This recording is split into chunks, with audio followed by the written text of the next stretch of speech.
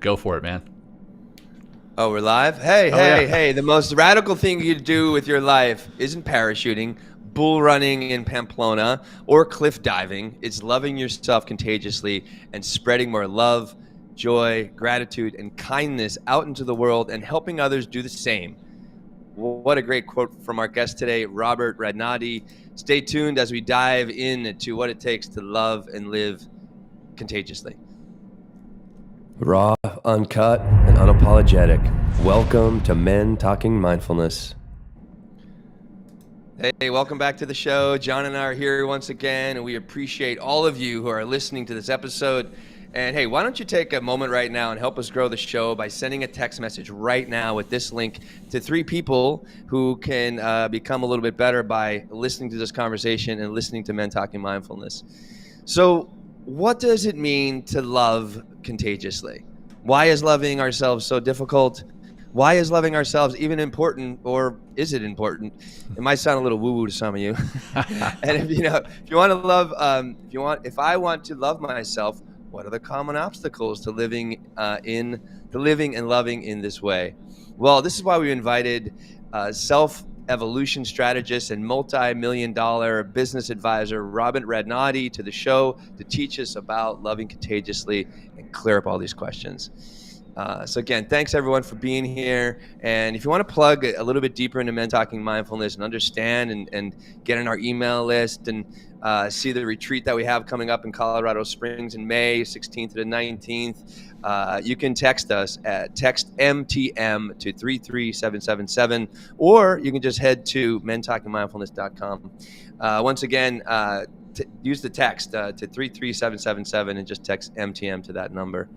Hello, John. Hello, Robert. Great to have you guys here today. I'm excited for this conversation, and thanks again for being here. Hello, brother, and hello, Robert. And Robert, if you've never heard our show or watched our show before, we always like to lead it off with a one breath grounding practice. And it is as much for our audience as it is for us, or it is as much for us as it is for our audience or for our community, rather. So we're going to jump right into that one breath practice, and then we'll get into the meat and potatoes of the show with some questions for you. So let's go ahead and sit comfortably, and if that means closing your eyes, then I invite you to do so. Otherwise, just soften your gaze and just bring your attention to your breath for one complete round. An inhalation, a hold at the top, and an exhalation. And on that breath, go ahead and shake out. Maybe wiggle your fingers, your toes, move your head around, and blink your eyes open if they were closed. And let's get into the questions with Robert. Robert, again, welcome to the show. Happy to have you here with us. I'm honored to be here and excited about whatever questions you're going to throw at me. Well, we'll probably ask you some standard questions, just to set the foundation, but then we'll try to throw some zingers at you too. Okay. Yeah, bring it on. Go ahead, Will. No, so hey, thank you again, Robert. And why don't you just give us a little, brief background about, who you are and why you're doing this work with Loving Contagiously. All right. Well, I'm on my 3rd or 4th career right now. So I started out as a chemical engineer. I worked for Exxon for 25 years. And then I quit to become the head track and field and cross country coach at Pepperdine University. Oh, nice. I saw that. Yeah, that's awesome. While my dad freaked out. My parents came over from Hungary during the revolution in '56. And, they came here for a better life for myself and my sister, and he was happy that I was an engineer. And all of a sudden I quit to become a track coach. And I think they paid me $3,000 a year to start out with. But that was my passion. And, I always been a big passion guy. That's what I wanted to do. It was my dream job. Unfortunately, it was minimally funded, no scholarships, and I wanted to win a national championship. And it never happened, but there was a reason, like everything in life. One of the things that I did there, though, because I wanted to get better, I was recruiting mostly JV kind of kids, or I just couldn't recruit. And so I decided to go to hypnotherapy school. And there's a place here in California that's the only accredited hypnotherapy school in the world. It's not like a weekend or a week or something like that, like a lot of people do. It was 18 months, and Wow. it was intense. But I know 50 different modalities for hypnosis. And so I was going to hypnotize my athletes to run faster. I thought, this is it. And I remember the first time we had a meetup in San Luis Obispo, and 6 kids were brave enough to let me hypnotize them. And the next day, all of them set huge personal records. I go, this is it. Wow. And then the next Monday, my athletic director calls me in, and I thought, he's finally going to say something nice. And he wasn't the most supportive guy in the world. And he goes, hey, I heard what you did Friday night. I go, yeah, it was so cool. And then the next day, these kids ran great. And he looks at me, he goes, you know you can't do that. And I said, what? He said, we're a Christian university and you are playing God. Oh, wow. And I go, oh, jeez, I forgot all about that. I thought I was really doing good here. But anyway, I eventually left that because of the athletic director. Didn't want to work for him any longer. And I started working for Tony Robbins and Joe Dispenza and doing hypnotherapy, and now just kind of helping people out in the world. So that's sort of my journey of 3 different careers, and just having a blast. Love it. Love it. Yeah. And then, so this third career, I mean, working for Tony Robbins and Joe Dispenza doesn't just happen from being a track and cross country coach. And first of all, I ran track and cross country in high school, and then I was enlisted in the Navy for a year before going to college, and tried to run in college, and it's a totally different ball game in college. But I still have a deep love for my coach from high school. He's like a love-hate relationship. I loved him for who he was. I hated him for what he put us through, but I loved him for what he helped us to attain. But coming back, how did you make that jump from being that cross-country coach to working for Joe Dispenza and Tony Robbins? I mean, they're big names. It's not just, you don't just make that jump. Well, it started actually way back early on in my Exxon career. So Exxon actually has a lot of personal development for their employees. And I went through a program called Investment in Excellence, and it was just life-changing. That was kind of my first direct exposure to personal development. And I got into it. It was an affirmation process.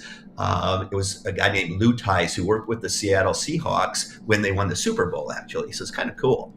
And from there, I became a facilitator of that. Then Stephen Covey came in, became a facilitator of that. And everything that kind of comes in, I become the facilitator because I want to learn it better. And then when I went to Pepperdine, actually, my wife at the time's cousin, he was a 22-year-old platinum partner with Tony Robbins, and he invited me to go to a Tony Robbins event called Date with Destiny.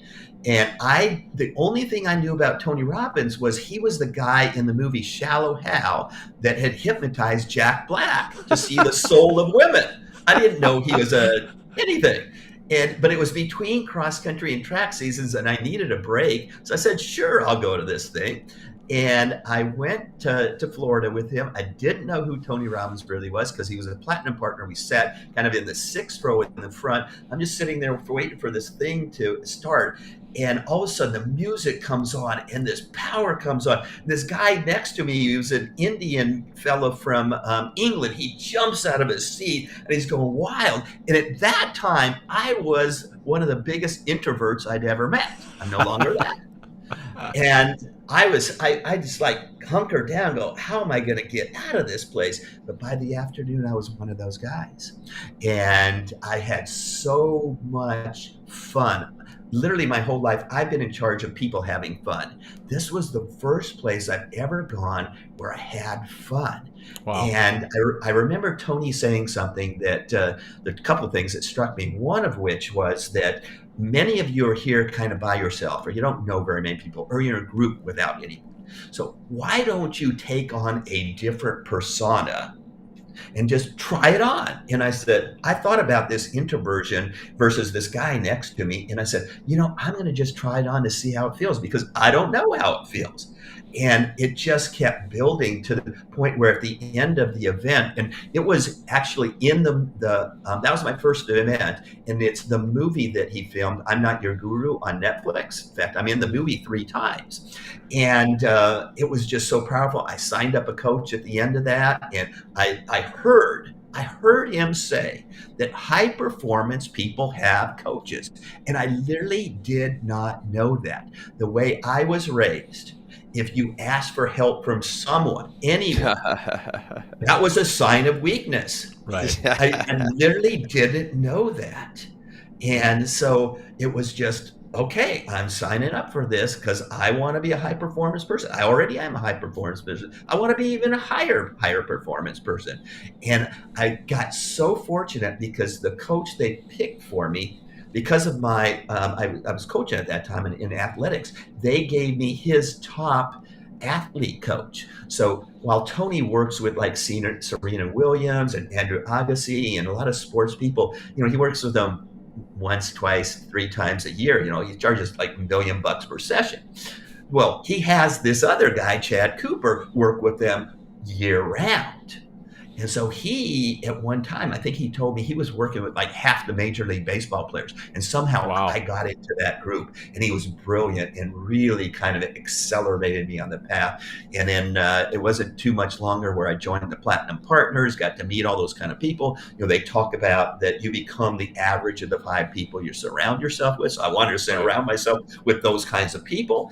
And then I go, well, I'm always a leader no matter what I do. I just kind of gravitate to that. So I got them leadership program, and they became a senior leader, and blah, blah, blah, blah, blah. And kind of the same thing happened with Joe Dispenza. It just happened during COVID because Tony stopped doing live events, and I really like live events, but Joe didn't really stop. So I started going to Joe Dispenza events. He has this company called Neuro Change Solutions that takes some of his learnings, teachings into the corporate setting. To where I came from. So I applied for that, got into that, and now I'm teaching that. Although I don't really do the corporate thing, Joe gave us approval to do what he calls open training. So what I've done is I've become the destination neuro change solutions guy. And so I create events around the world, just wherever I want to go to. And then I invite my friends to come with me, and I teach this program. It's based on his book, Breaking the Habit of Being Yourself. We call it Change Your Mind, Create New Results. And so tomorrow I'm leaving for Vietnam, taking a group there because it was my mom's favorite place. I'm going to Vietnam. And then in June, I've rented a yacht in Croatia. And I'll take 36 people on a yacht, and it's kind of cruise. We're going to cruise up to Venice, and I'll teach in the morning after breakfast before lunch, and then we land at the next destination. We get out and go have amazing things, and they've turned out to be just incredible experiences. I've done Greece and Turkey and Croatia once before there, and I did Thailand last year. So that's kind of become my thing, is creating experiences and then teaching the programs that I've got. Well, we'll definitely share. We have the notes, and I know there's a discount code for our audience, for our community as well, and we'll share that in the notes later. But I want to talk. Let me just say one thing, John. I just want to remind. Robert said something. I'm sorry to cut all you off. Robert said something very, very key for our men. And maybe you just kind of went one ear and out the other. That it's okay to ask for help, and that high performers need help to become high performers. That's right. Yeah. So I did not know that. I know, right? And a lot of men will be like, I don't need any fucking help. But I bet you do. I bet you can use something. So anyway, Robert should help too. So John, back to you. Yeah. So I want to jump into the loving contagiously. Where did that come from, and why are you doing that work, and really what does it mean? Yeah. Okay, that's a really cool story because it came downloaded. So in that event, that Tony Robbins event, Date with Destiny, you develop your purpose or mission in life. And I went 8 years in a row. And the first 4 years, my mission was really corporate-y because I actually taught this at Exxon. So Exxon's mission was something like, to be America's foremost energy producer so that we could safely, environmentally whatever. So my mission statement was like that. But in the Tony Robbins world, you have to yell and scream it at your partner over and over again. That's his process to get it into your subconscious. Wow. I could not remember my mission ever because it was just too damn long. And so the trainers are going, you got to make it shorter, got to make it shorter. And then my 5th year, it just came to me. And I wasn't necessarily looking for it, but that my purpose is to love contagiously. And I didn't know what it meant at that time. Wait, that's hilarious. Wait, you didn't know what it meant, but you knew you had to do it. And I knew that I could yell it at my partner when we're doing that exercise. So I'm sitting there going, this is a win. But this is definitely divine so intervention. Cool. Sorry, yeah. It sounded so cool. But here's what happened shortly after that. I was back home, and a group of us platinum partners got together and make some gift baskets for a battered women's shelter right before the holidays. But the lady that was hosting it had a bowl full of these buttons. I've got one right here. It's a love button. It's a magnetic button. It says just love on it. And so I grabbed a big handful because obviously loving contagiously meant I'm supposed to hand out love buttons, right? And so I put them on my cargo pants, and then over the holidays, I'm giving them out to waiters, waitresses, flight attendants, and everyone is lit up. And I go, okay, well, must be what love contagiously means. I'm not supposed to pass out these buttons, but I'm running out because I only had a small pocket. So I looked at the little wrapper on it, and it said Love Button Global Movement. So I Googled it to find out what it was. After all, it could be like a Nazi organization. Yeah, exactly. Exactly. I get on their website, and the banner picture is a football stadium from the Super Bowl a few years before when my Denver Broncos, hopefully yours too, John, won the Super Bowl, right? Yeah. And I go, okay, that's a sign. That's a good sign now. And Chris Martin from Coldplay. Oh yeah. He was the halftime entertainer, and he bought 75,000 of them and gave one to everyone in the stadium. And so I go, that's pretty cool. I'm not super rich like him, but I decided to buy 1,000, and I'm going to give out about 3 a day. So that'll take a year. Put it on my Date with Destiny board. That's going to be my Loving Contagiously thing. But I continued to read down, and the story of this organization was it was founded by 2 doctors. They were husband and wife, and they had a cancer patient that they had exhausted all their cancer treatments, and she's going to die. So they decided they were just going to pour love into her. And then the husband had this idea, this vision of this little logo. It has like a dove on it. And he drew it on a little piece of paper and then cut it out in a circle and pinned it to his doctor's coat, and then went about his hospital rounds. And pretty soon people started noticing it. So he started making some for other, doctors, nurses, staff, and things like that. And then lo and behold, the lady survived, and they felt like that was a sign, and they decided to create what they called the Love Button Global Movement, and they made these pins and sold them, and then they gave the money to loving organizations. So I'm going like, this is really cool. I don't know how this came. It's like divine intervention, but it came. And the story goes on. There's so many aspects of this, but I wanted to just share that I oftentimes, when I'm at Joe Dispenza's event, I man the NeuroChange Solutions booth. People come up and ask questions, and I usually give them a love button, and I tell them a little bit about the story. And usually people kind of light up again. But it just about a year ago in Nashville, I'm doing this, and the lady started tearing up. And I go, what's wrong? I mean, like, are you okay? And she goes, that was me. Oh, I said, wow. What? I said, what? She said, I was that lady. Oh, I mean, my God. I still get goosebumps when I think about it.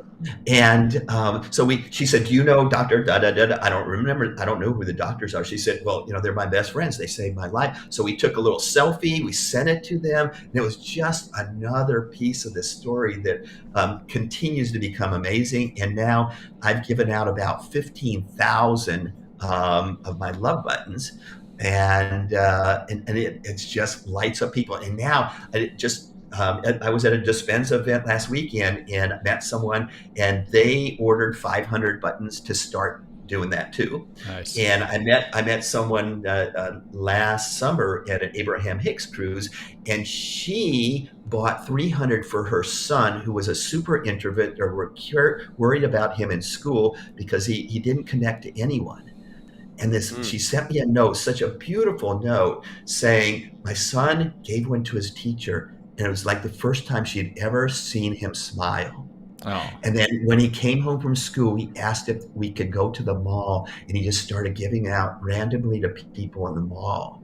And so, I mean, that's what loving contagiously is. And so when you ask me the question of what it is, I'm not sure, other than it's evolving, it's turning on people, it's going inside. I still don't know that I know what it is, other than I'm seeing the effects, and I know that it's become a very powerful thing in my life. Well, your experience with it, I mean, it's almost sounds, well, because love is our first nature, right? That's one thing that I understood, and is the only power that we have when we're a small child is love. Yeah, and it's like the one thing that keeps us alive. It's just like our spirit is so pure. We're brought into this world, and everybody is like, I see a baby in the subway, and I can be having a real shitty day, and I just light right up. Like, I wave to the kid, I'm like, hi, and it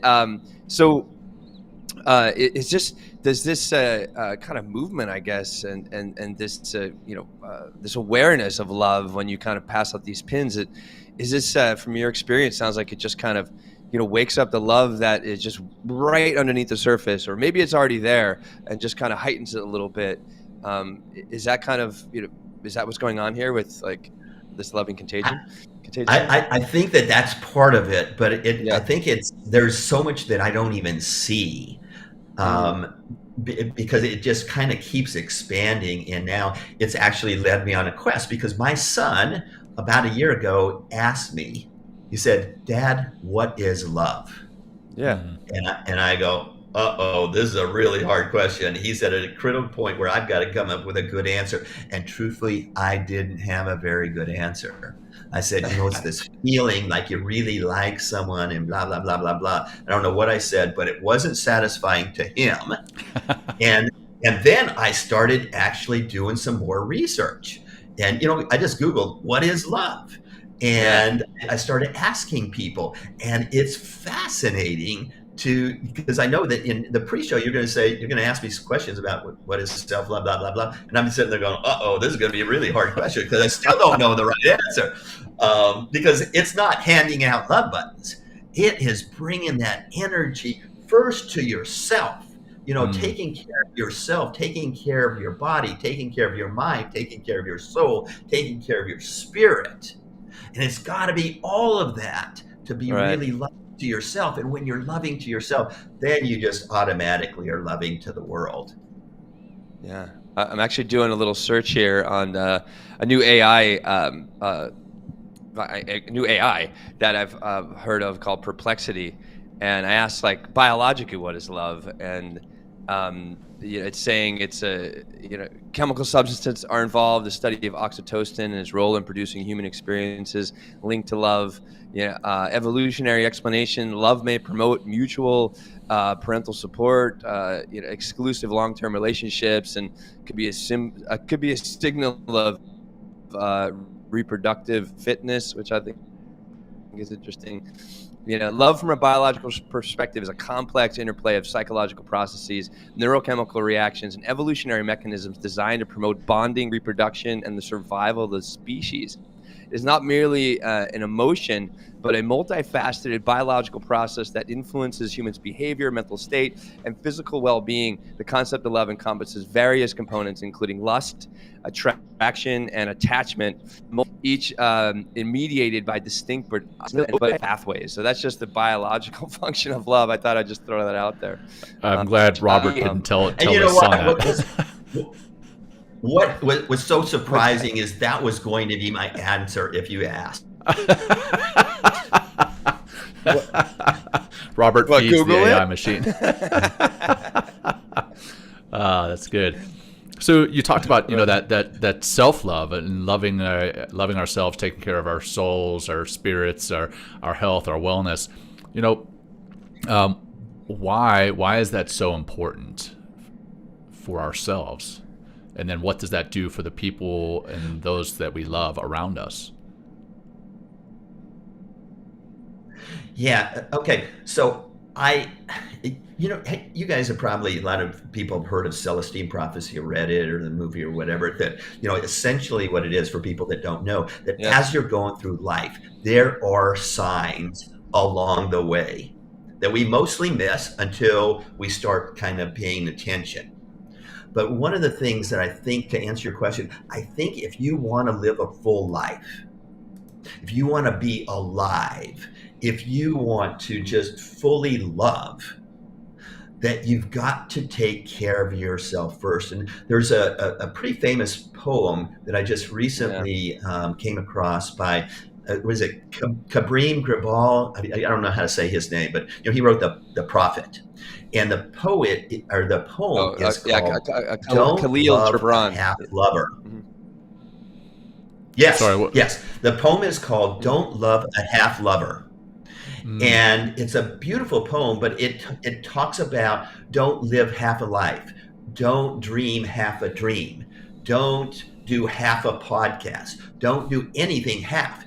And kind of the conclusion is do everything fully, 100%. And for me, I do a lot of plays on my name. My last name's Radnoti, so everything is rad. The kids call me Coach Rad. I have Raditude, I'm radtastic life. Well, in this particular case, I say live in rad or live rad. And that's that sort of outwardly and inwardly, but mostly kind of outwardly, go live a full life. So all the things that you want to do, whatever's on your bucket list, go just do them. And there are incredible life strategists like a Tony Robbins or Brenda Bouchard or Mel Robbins or a whole host of people. And then a lot of coaches that can help you do that. And so go do that. But that's one of my 4 quadrants. I don't think that that's the only thing. Unfortunately, a lot of people just go do that, and then they have some successes or not. And then they go, well, what else?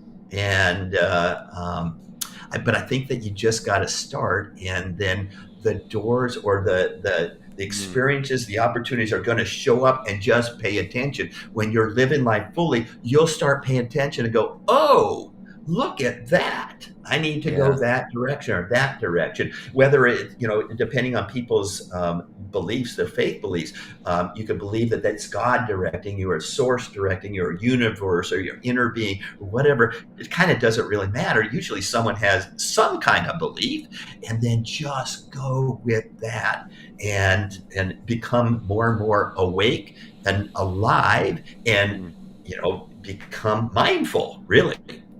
Yeah. Right. Well, so many other ways to, I studied, I did a year at Stanford University studying self-compassion and love can be a very broad subject for people, and it's just like, falling in love, loving other people, loving the planet, loving yourself. And, but there are like other ways of expressing love, which I think are really important.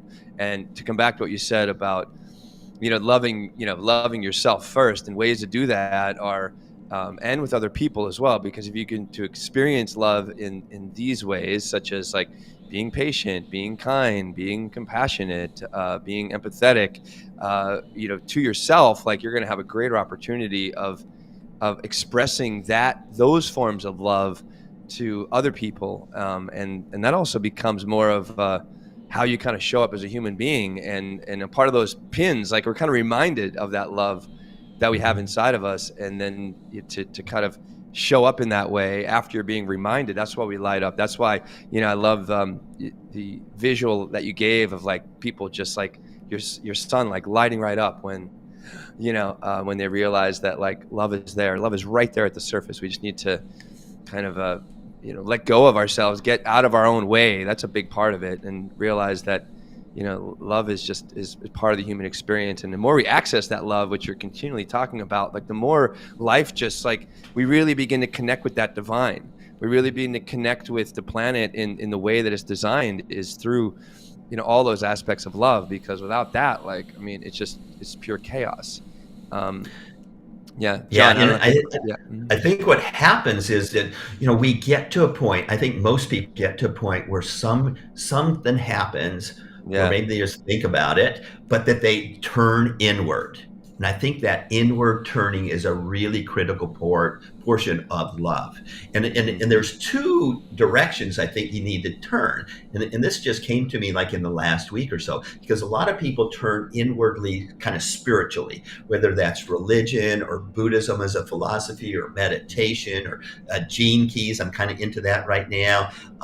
You do that. But one of my observations, because I'm really, especially when I go to the Dispenza world, there are all these spiritual people. They're amazing spiritual people, and yet their lives aren't necessarily great. And one of the things I discovered, and this was really hard to do, is that there's another aspect of turning inwardly that particularly men don't want to do, and that's psychology. The inner child work, the shadow work, the grieving work. And, truthfully, in order to do that well, you need to go to a therapist. Ooh, I can't even say that word barely, right? Because there's such a stigma against that. We don't want to go to a therapist to have this kind. So I read books and had a workbook, and it wasn't until I worked with a spiritual guide who's really a therapist where I started doing this inner child work that would just blew me away, and it helped me move from really reacting as a defensive child after I'm wounded, triggered. This comes up in intimate relationships, right? And to figuring out how to be an adult. And until you've gone through that, healing that child, which is a very loving thing to do. It might be the most loving thing I've done. I don't think you get there, but most men, including me, just would never, ever want to go there because of the stigma of it. Right. And that's my message here. Bringing back to what Will said, is asking for help. We don't even know who to ask. And some of the help we don't want to do, because what would someone think if we did that? Yeah. If we had a coach, or we had a spiritual guide, or we had a guru, or we had a therapist. And I guess I've gotten to the point in my life now where I think that is so important if you want to accelerate your life to live in rad and love and contagious, or whatever your words are. Because I suggest to people, you come up with your own phrase for yourself. It could be live in John, live in Will, and loving playfully. Yeah, whatever it is. Yeah, will not. But it's just so important that people get on this path. And Will, you are at Stanford, and can't remember the professor's name up there, but she wrote a book comparing fixed mindset versus growth mindset.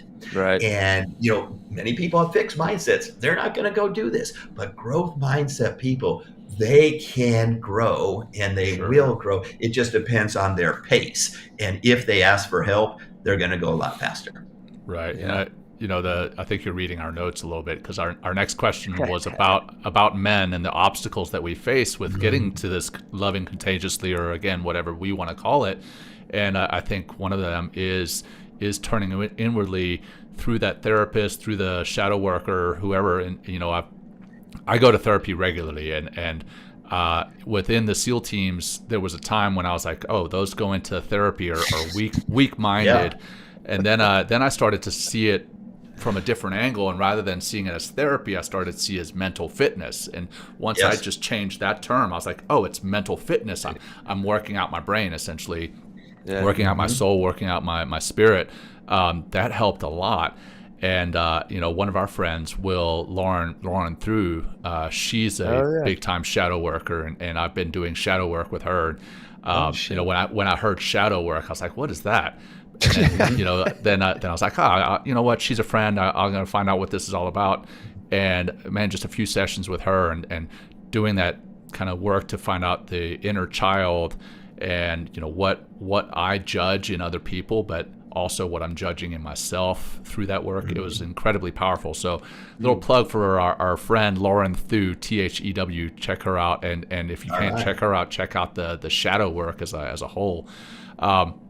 But yes, definitely men, I think we get into that fixed mindset. I think growing is something that men are starting to do, tapping into the growth mindset, which is fantastic, which is one of the reasons we have this show. And one of the reasons we have guests on like yourself is to help men grow. But how does loving contagiously change us for the better? Well, as you were talking, one of the things that popped into my head was the drama triangle. Are you familiar with the drama triangle? Yeah, sure am. Okay, so, please tell me. I don't know what the drama triangle is. Okay, so This visualize sounds like visualize a triangle, and the tip of it is the hero or rescuer, which is most of us men, right? Yes, we want to fix things. At one of the base points is the victim, and the other one is a perpetrator. And we get into this drama triangle often because we have a vision. I certainly did until maybe a week or two ago, that I want to be the hero. I want to be the rescuer. I want to be the knight in shining armor. Hollywood story, that's how I want my life to be. Right. I keep getting into these relationships where I become that. I'm awesome at it. But when you go there, your partner becomes the victim. Right. And they go further into becoming a victim. And then eventually the hero rescuer gets exhausted or resentful because, oh man, this person is taking so much advantage of me. I'm spending all this money, this time, blah, blah, blah, blah, blah. I'm a pleaser. I'm doing all that stuff. I got to escape and go away. And it's not their fault. It's because we came into it as wanting to be that victim or that hero and rescuer. And we created this thing. Right. And so the learning for me, and I guess coming back as an example of loving contagiously for me was giving up the need to be the hero rescuer and have that story. And instead of the drama triangle, I want a circle. I want a circle where I am, I don't know what the right word is yet, but equal or have a fair partnership where we're both contributing and we're not going to needing to save the other person because it's not our job.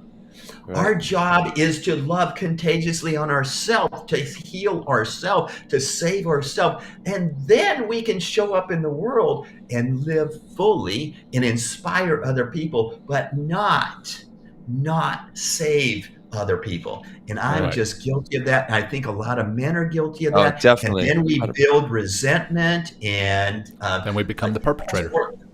We become the perpetrator. Exactly. That's what happens. We break up. We become the perpetrator, and then we switch roles, and they become a scorned woman. Then I become the victim. Oh, poor me. She's yelling at me, screaming at me. She won't talk to me. She ghosts me.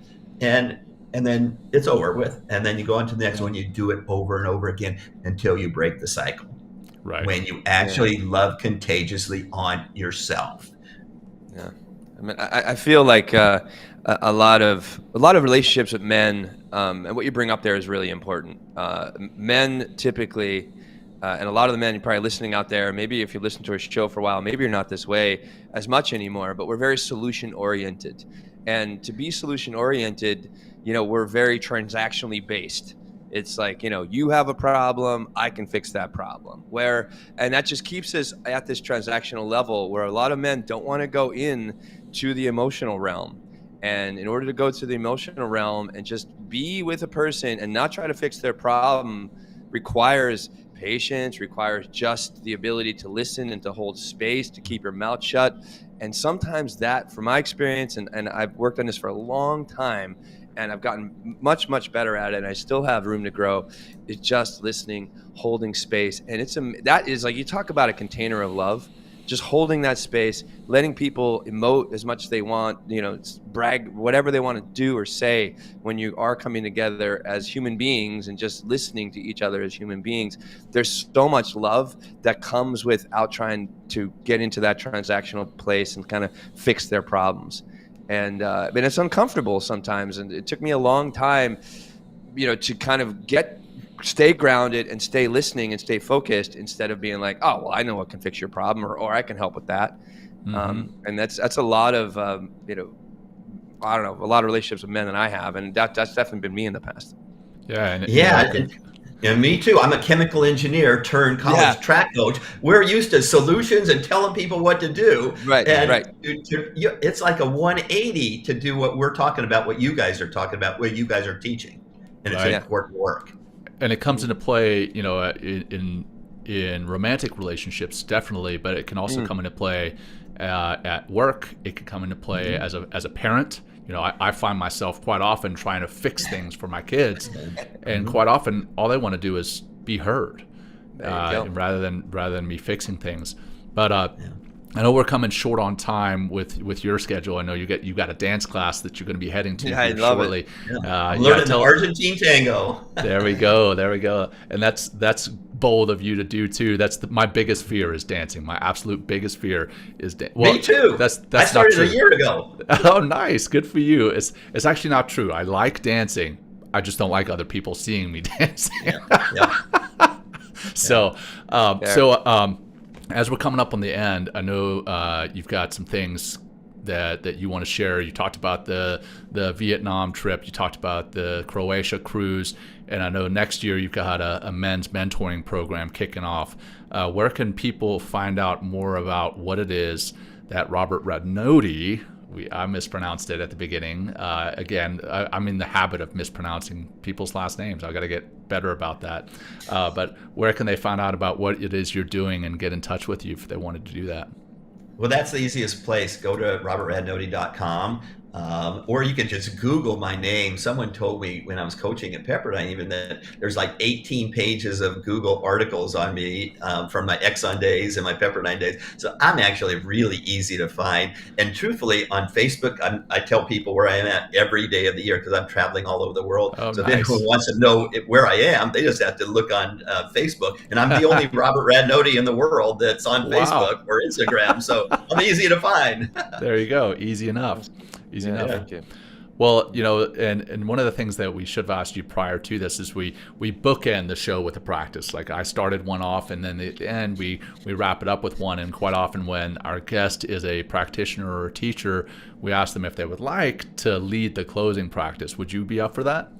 Oh, sure. Just a few minutes, like if that. Okay. Something to wrap it up.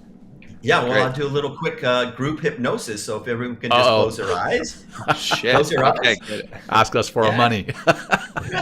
No, not at all. I'm here to serve you. Just close your eyes and just take 3 deep breaths and just relax and just let all the pressures and stresses of your life just go. And just wherever you might feel stress in your body, just imagine a white beam of light coming up through the top of your head and flowing through your body, flowing down your head to your neck, and at your neck it splits into 3, and 2 of them go to your arms, and just relax your shoulders and your biceps, triceps into your hands and out through your fingers and down through your neck, and swirls and twirls around all those beautiful vital organs within your body. And it continues down, and at the base of your spine it splits into 2 and goes down both your legs, relaxing your legs, your thighs, and your hamstrings, and your calves and shins, and down to your feet and out through your toes.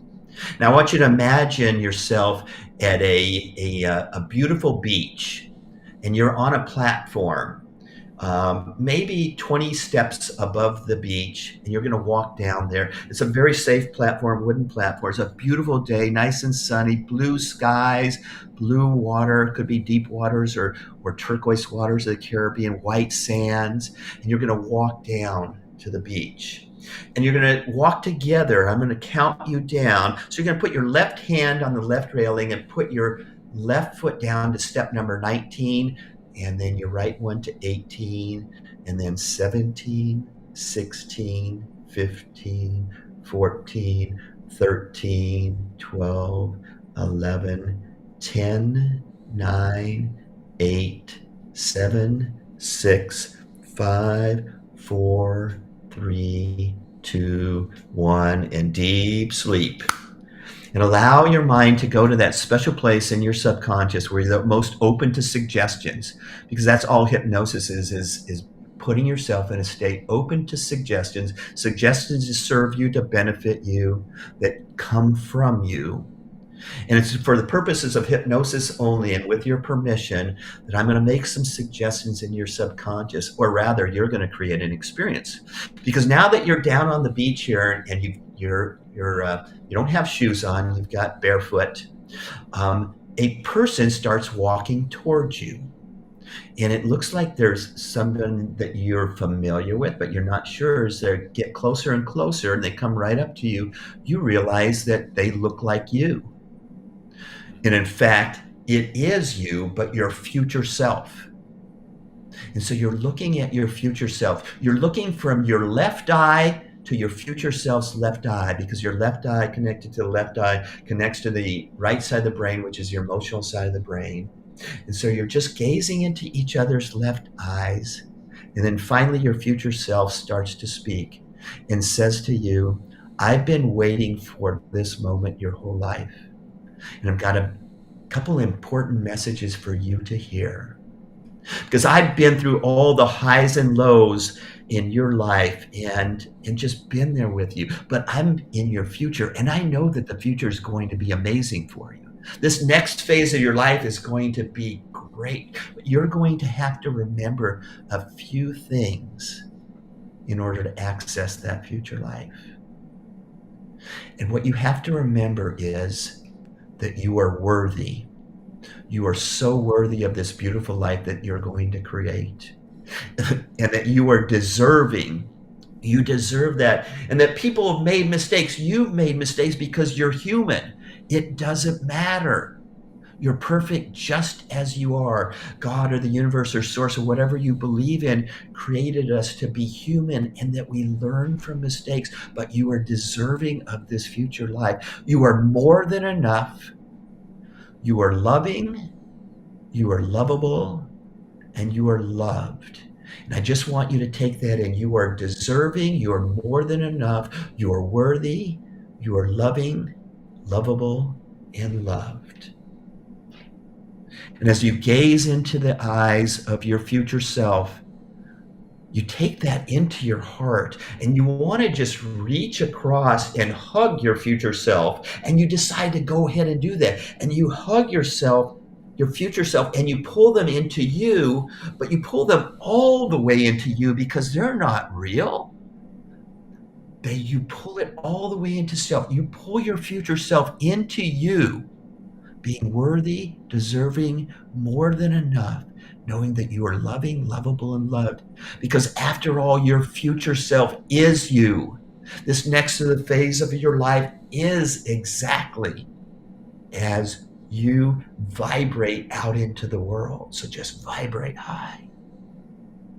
And with that, we're going to bring you out of this short state of hypnosis by counting you out from 0 to 5. At 5, you'll come eyes wide open. For right now, 0. Just feel and look at this beach scene that you've created with the blue skies and the ocean and the white sands, and just take it all in visually. If you can, smell all the smells there, hear some sounds, feel the sand on your feet and the warmth of the sun on your face. And just feel the feelings of loving yourself, of self-love, of loving contagiously, meaning you love yourself so much that it spreads out to others around you, to your community, to the world. And at 1, know that we made some suggestions into your subconscious to help you, to serve you, to benefit you, that really come from you on your quest to become a mindful man. And at 2, have faith in yourself, trust in yourself, believe in yourself. You got this. You've got this. We've just put some suggestions into your body, into your subconscious, that is now programmed into every cell within your body. And at 3, fill yourself up with excitement and anticipation for when you open your eyes and you go out and you just are alive, fully alive in this day, in this week, in this month, in this year. That it's going to be amazing as you step into your future self. And at 4, become aware that you're in your room, wherever you are listening to this podcast, and start to come back. And then at 5, eyes wide open. 1, 2, 3, 4, 5, eyes wide open, and come back. Awesome. That was wonderful.